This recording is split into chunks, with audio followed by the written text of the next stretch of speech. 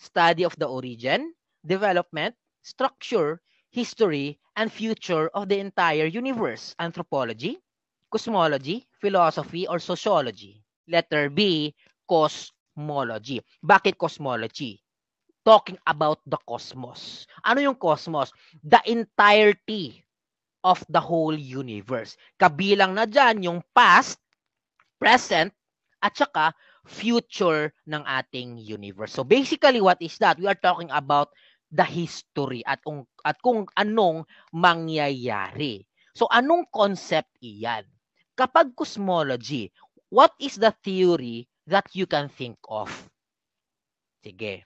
Matanong ko kayo, what is the theory that you can associate with cosmology? Na always natin na ano siya, para siyang very gas-gas na siya nga theory. Big Bang Theory.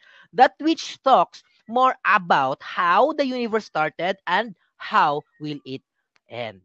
How do we differentiate this? Si astronomy at saka si cosmology.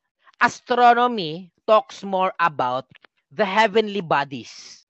Si cosmology, it talks more about the history, yung origin, at saka how it evolves from the start up until to the present and how will it be sa ating future.